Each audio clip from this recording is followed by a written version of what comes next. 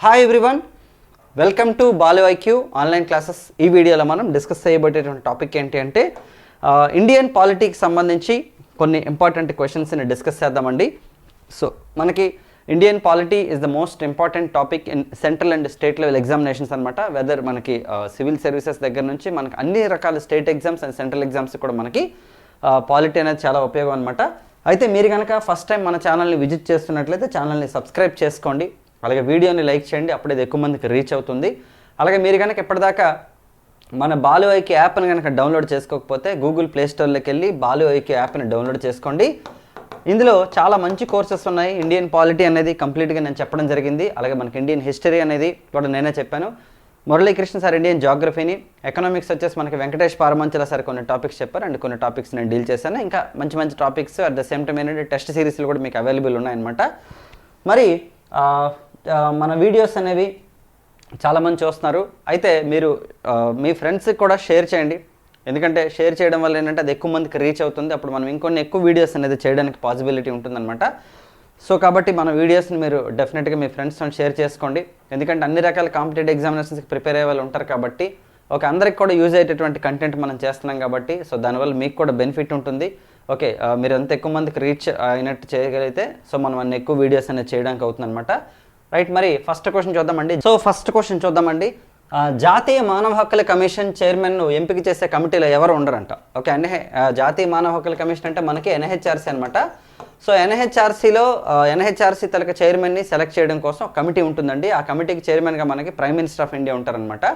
మరి ఆ కమిటీలో సభ్యులు కొంతమంది ఉంటారు. ఆ సభ్యులు కాని వారు ఎవరిని అడిగారు ఇక్కడ. ఫస్ట్ ఆప్షన్ తీసుకుంటే లోక్సభ స్పీకరు, రెండు మనకి రాజ్యసభ చైర్మన్, తర్వాత లోక్సభ ప్రతిపక్ష నాయకుడు, తర్వాత రాజ్యసభ ప్రతిపక్ష నాయకుడు అండి. సో ఆన్సర్ వచ్చేసి మనకి రాజ్యసభ చైర్మన్ అంటే ఉపరాష్ట్రపతి అనమాట యాక్చువల్లీ.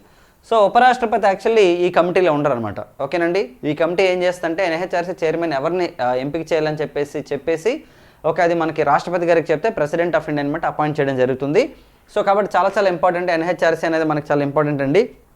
మానవ హక్కుల కమిషను భారతదేశంలో తీసుకుంటే మనకి ఎన్హెచ్ఆర్సీ చైర్మన్గా సాధారణంగా ఎవరు ఉంటారంటే మనకి సుప్రీంకోర్టు చీఫ్ జస్టిస్గా చేసి రిటైర్ అయిన వ్యక్తులు అనమాట మనకి ఉంటారనమాట యాక్చువల్లీ ఎన్హెచ్ఆర్సీ చైర్మన్ గాను. మొట్టమొదటి ఎన్హెచ్ఆర్సీ చైర్మన్ వచ్చేసి మనకి రంగనాథ్ మిశ్రా గారు అండి యాక్చువల్లీ. అలాగే నెక్స్ట్ తీసుకుంటే మనకి రిటైర్మెంట్ ఏజ్ ఎంత అంటే మనకి 70 సంవత్సరాలు ఉంటుందన్నమాట. ఎన్హెచ్ఆర్సీ చైర్మన్గా రిటైర్మెంట్ ఏజ్ వచ్చేసి మనకి 70 years ఉంటుందన్నమాట. చాలా ఇంపార్టెంట్. అలాగే స్టేట్ లెవెల్లో కూడా మనకి ఉంటుంది హ్యూమన్ మనకి రైట్స్ కమిటీ అనమాట. నెక్స్ట్ చూడండి, రాజకీయ పార్టీలు అధికారికంగా పంచాయతీ ఎన్నికల్లో పాల్గొనాలని సూచించిన కమిటీ అంటే సాధారణంగా తీసుకుంటే పంచాయతీ ఎన్నికల్లో ఏ పొలిటికల్ పార్టీస్ కూడా ఇన్వాల్వ్ అవ్వనమాట. జనరల్గా ఏంటంటే క్యాండిడేట్స్ ఉంటారు, బట్ వాళ్ళు డైరెక్ట్గా పొలిటికల్ పార్టీకి సంబంధించిన వ్యక్తులు అయినప్పటికీ కూడాను పార్టీ సింబల్స్ ఏవి కూడాను అంటే ఇప్పుడు ఒక వ్యక్తి సర్పంచ్గా నామినేషన్ వేసినా సరే తనకంటూ సపరేట్ సింబల్ ఉంటుంది తప్ప పొలిటికల్ పార్టీ తలకి సింబల్ అంటే ఉండదు అనమాట యాక్చువల్లీ. అయితే ఒక్కొక్క పొలిటికల్ కమిటీ మనకు ఒక కమిటీ ఏం చెప్పిందంటే పంచాయతీరాజ్ రిలేటెడ్ కమిటీ అనమాట ఏం చెప్పిందంటే మనకి డెఫినెట్గా ఎవరైతే పంచాయతీల్లో పోటీ చేస్తున్నారో అవి రాజకీయ పార్టీలు కూడా పోటీ చేస్తే బాగుంటుంది. అంటే పంచాయతీలో డైరెక్ట్ సభ్యులు కాకుండా పొలిటికల్ పార్టీస్ కూడా కంటెస్ట్ చేస్తే బెటర్ అధికారికంగా అని చెప్పేసి ఒక కమిటీ రికమెండ్ చేసింది. మరి ఆ కమిటీ ఏది? ఆప్షన్స్ బల్వంతరాయ్ మెహతా కమిటీ, తర్వాత Ashok Mehta committee, LM Singhvi committee and PK Thungon committee. Answer వచ్చేసి మనకి అశోక్ మెహతా కమిటీ అనమాట. సో అశోక్ మెహతా కమిటీ ఏం చెప్పిందంటే పంచాయతీలలో పొలిటికల్ పార్టీలు కూడా ఇన్వాల్వ్ అయితే బాగుంటుంది అని చెప్పేసి చెప్పడం జరిగింది అనమాట. యాక్చువల్లీ మనకి పంచాయతీ అంటే ఏంటి? మనకి కనీసం మనకి 300 మెంబర్స్ కలిపి ఒక పంచాయతీకి ఏర్పాటు చేయొచ్చు. 300 మంది కనుక ఉంటే దాన్ని ఒక పంచాయతీకి ఏర్పాటు చేయొచ్చు అనమాట. ఒక గ్రామంలో 300 మంది ఉంటాయి, లేదంటే 2-3 గ్రామాలు కలిపి కూడా ఒక పంచాయతీకి ఏర్పాటు చేస్తారు. సో దాదాపు కనీసం 5 వార్డుల దగ్గర నుంచి మనకి 21 వార్డుల వరకు పంచాయతీల్లో ఉంటాయి అనమాట యాక్చువల్లీ. సో కాబట్టి దాన్ని బేస్ చేసుకొని మనకి సర్పంచ్, ఉప సర్పంచ్, వార్డు మెంబర్స్ అంతా కూడా ఒక కన్స్ట్రక్షన్ ఉంటుంది మనకి. ఇండియాలో మనం తీసుకుంటే మనకి పార్ట్ 9లో పార్ట్ 9 ఆఫ్ ద కాన్స్టిట్యూషన్ ఏం చెప్తుంటే మనకి లోకల్ సెల్ఫ్ గవర్నమెంట్ గురించి చెప్తుంది అనమాట యాక్చువల్. అంటే స్థానిక సంస్థల గురించి చెప్పేది పార్ట్ 9. అదే షెడ్యూల్ అయితే మనకి 11th షెడ్యూల్ అండి పంచాయతీలకు సంబంధించి. అదే మున్సిపాలిటీలు అయితే మనకి schedule number 12 of the constitution చెప్తుంది. మరి మీకు ఆల్రెడీ కొంత కంటెంట్ ఉన్నా లేకపోయినా సరే మనకి అండర్స్టాండ్ అవుతుంది మనం డిస్కస్ చేసేటప్పుడు. ఒకవేళ మీకు కంప్లీట్ థియరీ క్లాసెస్ కావాలని అనుకుంటే మనం ఆల్రెడీ యాప్లో డీటెయిల్గా చెప్పాం ప్రతి పాయింట్ కూడాను. సో మీరు కావాలంటే అవి తీసుకొని తక్కువ ప్రైసెస్లో నేను అందరికీ అందుబాటులో ఉండేటట్టే నేను పెట్టాను. సో మీరు కావాలంటే అది చూడవచ్చు యాక్చువల్లీ. మంచి క్వాలిటీగా మంచి ప్రజెంటేషన్స్ వేసి డీటెయిల్డ్ ఎక్స్ప్లెనేషన్ అనేది మీకు ప్రొవైడ్ చేయడం జరిగింది. మెటీరియల్స్, క్లాసెస్ అన్నీ కూడా మీకు ఇవ్వడం జరిగింది. మరి బలవంతరాయ్ మెహతా కమిటీ స్పెషాలిటీ ఏంటంటే ఓకే, ఇండియాలో అసలు పంచాయతీరాజ్ సిస్టమ్ని రికమెండ్ చేసిందే బలవంతరాయ్ మెహతా కమిటీ. ఎందుకంటే ఇండియాలో మామూలుగా మనకి 2 స్కీమ్స్ ఉండేవి. 2 స్కీమ్స్ అంటే స్టార్టింగ్లో జవహర్లాల్ నెహ్రూ గారి ప్రభుత్వం CDP అని ఒక పథకం పెట్టింది. CDP అంటే కమ్యూనిటీ డెవలప్మెంట్ ప్రోగ్రామ్. దీన్ని మనం సమాజ అభివృద్ధి పథకం అంటండి. సో తర్వాత కాలంలో దీన్ని CDPని భారతదేశం మొత్తం NESSగా డెవలప్ చేస్తారు. NESS అంటే నేషనల్ ఎక్స్టెన్షన్ సర్వీస్ స్కీమ్ అనమాట. జాతీయ విస్తరణ సేవా పథకంగా మనకి తీసుకురావడం జరిగింది. CDP అంటే మనకి సమాజ అభివృద్ధి పథకంగా తీసుకొచ్చారండి. ఇది ఏంటంటే మనకి 1952లోని, ఇది వచ్చేసి మనకి 1953లో మనకి తీసుకొచ్చారనమాట. మరి ఈ 2 కమిటీలని కూడాను ఓకే తీసుకొని మనకి 3 టైర్ పంచాయతీరాజ్ సిస్టమ్ని ఇంట్రడ్యూస్ చేసింది ఎవరంటే మనకి ఓకే బలవంతరాయ్ మెహతా కమిటీ అనేది మనకి సజెస్ట్ చేసింది. సో దాని ప్రకారం వచ్చేసి మనకి ఇండియాలో 1959 అక్టోబర్ 2 మనకి పంచాయతీరాజ్ సిస్టమ్ తీసుకొచ్చారు. అయితే అసలు ఈ 3 టైర్ పంచాయతీరాజ్ సిస్టమ్ వద్దు, 2 టైర్ పంచాయతీరాజ్ సిస్టమ్ పెట్టండి అని చెప్పేసి మనకి అశోక్ మెహతా కమిటీ రికమెండ్ చేస్తుంది అనమాట. చాలా ఇంపార్టెంట్ యాక్చువల్లీ ఇవన్నీ కూడాను. అలాగే LM సింఘ్వి కమిటీ అండ్ తొంగన్ కమిటీలు 2 ఏం చెప్పాయంటే పంచాయతీరాజ్కి రాజ్యాంగబద్ధ హోదా కల్పించమని చెప్పేసి రికమెండ్ చేశాను అనమాట. ఫస్ట్ LM సింఘ్వి కమిటీ చెప్పింది, తర్వాత తొంగన్ కమిటీ కూడా చెప్పింది అనమాట. చాలా ఇంపార్టెంట్, ఇవన్నీ మనం ఆల్రెడీ డిస్కస్ చేసాం యాప్లోని, రైట్. సో నెక్స్ట్ క్వశ్చన్ చూద్దామండి. పెసా చట్టాన్ని సిఫార్సు చేసినటువంటి కమిటీ ఏంటి? పెసా అంటే అర్థం ఏంటంటే మనకి panchayats extension into scheduled areas అండి. ఓకే, భారతదేశంలో మనకి ఏవైతే షెడ్యూల్డ్ ప్రాంతాలు ఉంటాయో ఓకే, సో ఆ ప్రాంతాల్లో కూడా పంచాయతీరాజ్ సిస్టమ్ ఉండాలి అని చెప్పేసి రికమెండ్ చేసినటువంటి కమిటీ ఏది? Mohan Kanda, Dilip Singh Bhuria, GVK Rao and CH Hanumantharao. So answer వచ్చేసి మనకి దిలీప్ సింగ్ బూరియా కమిటీ అండి. సో దిలీప్ సింగ్ బూరియా కమిటీ ఓకేనండి రికమెండెడ్ ఓకే పెసా యాక్ట్ అనమాట. పెసా అంటే panchayats extension for the scheduled areas. మరి దీన్ని ఎప్పుడు తీసుకొచ్చారంటే మనకి 1996లో మనకి పంచాయతీరాజ్ సిస్టమ్ మనకి షెడ్యూల్డ్ ప్రాంతాల్లో తీసుకొచ్చారండి. మరి ఆ టైంలో మన ప్రధానమంత్రి గారు ఎవరండి అంటే PV నరసింహారావు గారు అనమాట. యాక్చువల్లీ ఓకేనండి PV నరసింహారావు గారు మనకి 1991 దగ్గర నుంచి 96 వరకు ఉన్నారనమాట. మరి PV నరసింహారావు గారి టైంలోనే జరిగిన ఇంకొకటి ఏంటంటే పంచాయతీలకు రిలేటెడ్ 73వ రాజ్యాంగ సవరణ ఓకే 73rd కాన్స్టిట్యూషనల్ అమెండ్మెంట్ మనకి జరిగిందనమాట యాక్చువల్లీ. సో చాలా ఇంపార్టెంట్ ఓకే. సో అయితే ఇదండి.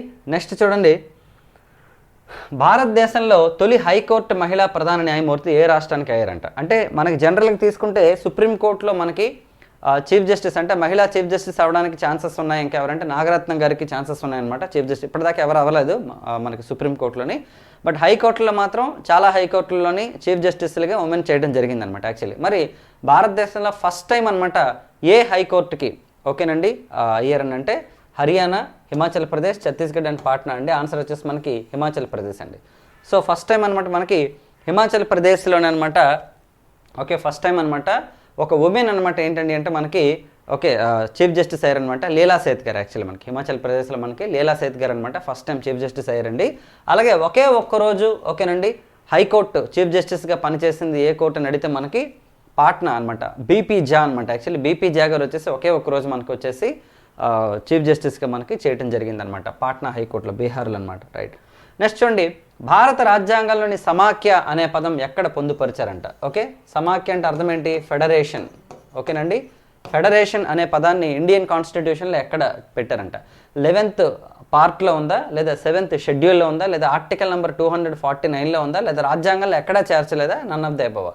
సో వాస్తవానికి ఏంటంటే ఫెడరేషన్ అనేది ఎక్కడ లేదండి యాక్చువల్లీ. ఓకే, ఫెడరేషన్ అనేది ఎక్కడా లేదనమాట యాక్చువల్లీ.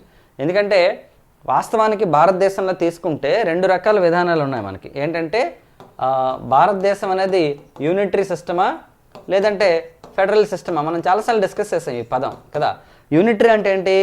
కంప్లీట్గా అధికారాలన్నీ కూడా కేంద్ర ప్రభుత్వం చేతుల్లోనే ఉంటే అది కేంద్రీకృత ప్రభుత్వం. ఓకే, దాన్ని యూనిటరీ గవర్నమెంట్ అంటాం ఇంగ్లీష్లో మనం. లేదు రాష్ట్రాలకు కూడా ఫుల్ ఫ్లెడ్జ్డ్గా పవర్స్ ఉన్నాయనుకోండి ఎగ్జాంపుల్, అంటే కేంద్రంతో సమానంగా, దాన్ని ఫెడరల్ సిస్టమ్ అంటారు యాక్చువల్లీ. అయితే భారతదేశంలో ఏంటంటే కంప్లీట్గా యూనిటరీ సిస్టమ్ లేదు. అలాగే భారతదేశంలో ఏదైనా సరే రాష్ట్రంలో కనుక ఓకే ఇష్యూస్ వచ్చినప్పుడు ఏం చేస్తుందంటే సెంట్రల్ గవర్నమెంట్ అనమాట వాటి యొక్క అధికారాలు తీసుకుంటుంది యాక్చువల్లీ. ఫర్ ఎగ్జాంపుల్ తీసుకుంటే ఆర్టికల్ నెంబర్ 356 ఉంది. ఏంటి? ఇండియాలో ఏ రాష్ట్రంలో అయినా సరే ప్రెసిడెంట్ రూల్ పెట్టచ్చు అనమాట అక్కడ ఉన్నటువంటి పరిస్థితులను బట్టి. ఏంటి? లా అండ్ ఆర్డర్ ఫెయిల్ అయినా లేదంటే పొలిటికల్ ఇంబ్యాలెన్స్ ఉన్నా సరే ఆ స్టేట్లో అనమాట ప్రెసిడెంట్ రూల్ పెట్టచ్చు. ఇప్పటిదాకా దాదాపు 120 సార్లు పెట్టారు ప్రెసిడెంట్ రూల్ ఇండియాలో. సో అటువంటి కండిషన్స్లో ఏంటి అక్కడ మనకి అప్పుడు ఫెడరలిజం మరి ఉండదు, యాక్చువల్లీ కంప్లీట్గా ఆ స్టేట్ యూనిటరీలోకి వెళ్ళిపోతుంది. అలాగే నేషనల్ ఎమర్జెన్సీ ఆర్టికల్ 352 ప్రకారం నేషనల్ ఎమర్జెన్సీ పెట్టినప్పుడు కూడా రాష్ట్రాల అధికారులను కూడా కేంద్ర ప్రభుత్వానికి బదిలీ అయిపోతాయి అనమాట. అంటే రాష్ట్ర జాబితాలో ఉన్నవన్నీ కూడా కేంద్ర జాబితాలోకి వెళ్ళిపోతాయి. సో ఇలా కొన్ని కండిషన్స్లో సెంట్రల్ గవర్నమెంట్కి అధికారాలు ఎక్కువ ఉంటాయి కాబట్టి సో మనది పూర్తిగా ఫెడరల్ కాదు, అలాగని పూర్తిగా యూనిటరీ కాదు. అందుకని మనది ఏంటంటే క్వాజీ ఫెడరల్ అనమాట actually. Okay, quasi federal system అంటారు, అర్ధ సమాఖ్య అంటారు. యాక్చువల్లీ కేసీ వేర్ అనేటటువంటి ఒక హిస్టోరియన్ అండ్ పొలిటికల్ అనలిస్ట్ చెప్పడం జరిగిందనమాట. సో కాబట్టి ఈ పదం అనేది ఎక్కడ లేదు, మనకి ఫెడరల్ అనే పదం ఎక్కడ లేదండి. చాలా చాలా ఇంపార్టెంట్. నెక్స్ట్ క్వశ్చన్ చూద్దామండి. రైట్, వీవీప్యాట్ను తొలిసారిగా ఏ రాష్ట్రం లేదా కేంద్రపాలిత ప్రాంతంలో ప్రవేశపెట్టారంట? వీవీప్యాట్ మనకి ఎలక్షన్ కమిషన్ గురించి మనం చదివేటప్పుడు అంటే పార్ట్ 15 ఆఫ్ ద కాన్స్టిట్యూషన్లో మనకి ఆర్టికల్ నెంబర్ 324 నుంచి 329 వరకు మనకి ఎలక్షన్ కమిషన్ గురించి ఉంటుందన్నమాట. మరి అందులో తీసుకుంటే మనకి వీవీప్యాట్ అంటే ఏంటి? జనరల్గా ఏంటంటే మనకి ఈవీఎం అంటే తెలుసు. ఫస్ట్ ఆఫ్ ఆల్ ఆన్సర్ చెప్పేద్దాం. చూడండి, ఆప్షన్స్ కేరళ, అస్సాం, నాగాలాండ్, ఢిల్లీ అండి. ఆన్సర్ వచ్చేసి మనకి నాగాలాండ్ అండి. 2013లో తొలిసారిగా వీవీప్యాట్ని పెట్టారు. ఇది చాలాసార్లు ఎగ్జామినేషన్స్లో అడిగిన క్వశ్చన్ ఇది. మరి ఏంటంటే వీవీప్యాట్ అంటే అర్థం ఏంటంటే water verified paper audit trial. ఓకేనండి. ఈవీఎం అంటే అర్థం ఏంటండి అంటే ఈవీఎం అంటే ఏంటి? Okay, electronic voting machine. Okay, మనం ఏంటంటే ఇదివరకు బ్యాలెట్ పేపర్లో ఉండేది యాక్చువల్లీ. తర్వాత ఈవీఎంఎల్ ద్వారా మన ఏదైతే మన ఆలోచన ఉందో మన ఒపీనియన్ అనేది చెప్తాం. ఏ పొలిటీషియన్ మనల్ని రూల్ చేయాలనేది మనం డెమోక్రసీలో భాగంగా చెప్తాం actually. But coming to VVPAT తీసుకుంటే సమ్ టైమ్స్ ఓకే కొంతమంది కొన్ని డౌట్స్ అరేజ్ చేస్తారనమాట యాక్చువల్లీ. సో మేము ఈవీఎంలో ఓటు వేసినప్పుడు మేము వేసిన పొలిటికల్ పార్టీకి ఆ ఓటు వెళ్తుందా లేదా అని చెప్పేసి రైట్ చేయడంతో సుప్రీంకోర్టు ఏం చెప్పిందంటే వీవీప్యాట్లకు అనుమతి ఇచ్చిందనమాట. అంటే ఏంటంటే మనం ఓటు వేసిన తర్వాత ఓకే మనం ఎవరికి ఓటు వేస్తాం అనేది ఒక 10 seconds పాటు అక్కడ కనిపిస్తుంది యాక్చువల్లీ.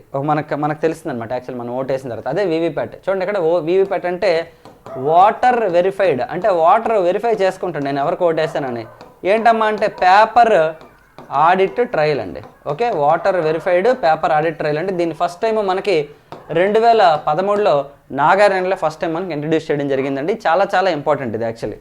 ఓకే, నెక్స్ట్ చూడండి ఇక్కడ 1935 గవర్నమెంట్ ఆఫ్ ఇండియా యాక్ట్లో ఎన్ని అధికారాలు ఉన్నాయంట? జనరల్గా తీసుకుంటే మనకి ఇండియన్ కాన్స్టిట్యూషన్లో మొత్తం 395 ఆర్టికల్స్ ఉన్నాయి మనకి రాజ్యాంగం అమల్లోకి వచ్చినప్పుడు కదా. కానీ 1935 భారత ప్రభుత్వ చట్టాన్ని మనం ఏం చెప్తామంటే ఆల్మోస్ట్ మనకి 70% రాజ్యాంగాన్ని అక్కడ నుంచి తీసుకున్నామని చెప్తాము. అలాగే బ్రిటిష్ వాళ్ళ తలక పార్లమెంట్ హిస్టరీలో అతిపెద్ద చట్టంగా మనకి 1935 గవర్నమెంట్ ఆఫ్ ఇండియా యాక్ట్ని మనం అడ్రస్ చేస్తాం. సో అటువంటి ఓకేనండి 1935 గవర్నమెంట్ ఆఫ్ ఇండియా యాక్ట్లో టోటల్గా ఎన్ని ఆర్టికల్స్ ఉన్నాయి? 356 ఉన్నాయా, 321 ఉన్నాయా, 380 ఉన్నాయి, 289 ఉన్నాయి? ఆన్సర్ వచ్చేసి మనకి దెర్ ఆర్ 321 ఆర్టికల్స్ ఓకేనండి ఇన్ ద 1935 యాక్ట్ అండి. ఓవరాల్గా చూసుకుంటే మనకి చాలా చాలా ఇంపార్టెంట్ అనమాట. మొత్తం 321 ఆర్టికల్స్ మనకి ఉన్నాయన్నమాట. రైట్, సో ఇవ్వండి ఈరోజు క్వశ్చన్స్. సో మనం రెగ్యులర్గా హిస్టరీ కానీ, పాలిటీ కానీ, ఎకానమీ కానీ, కరెంట్ అఫైర్స్ కానీ సో రకరకాల వీడియోస్ అనేది నేను మీకు ప్రజెంట్ చేస్తానని మన యూట్యూబ్లోని అట్ ద సేమ్ టైం యాప్లో కూడా మంచి మంచి కంటెంట్ కోర్సెస్ అనేది మీకు ప్రొవైడ్ చేయడం జరుగుతుంది. ప్రతిదీ కూడా బాలు ఐక్యలో ఉన్నటువంటి ఏ కంటెంట్ అయినా సరే మీకు సింపుల్గా ఈజీగా అండర్స్టాండ్ అయ్యేటట్టు ఉంటుంది. ఖచ్చితంగా మీ తలక ప్రిపరేషన్లో చాలా వరకు హెల్ప్ అవుతుంది. మీ తలక టైం అనేది 100% సేవ్ చేస్తాను నేను చెప్తున్నాను. Thank you very much all of and wish all the best. డెఫినెట్గా ఈ వీడియోని మీరు మీ ఫ్రెండ్స్తో షేర్ చేసుకోండి. మన బాలు ఐక్య యాప్ని డౌన్లోడ్ చేసుకోండి. మన ఛానల్ని సబ్స్క్రైబ్ చేసుకోండి. వీడియోని లైక్ చేయండి. Thanks a lot.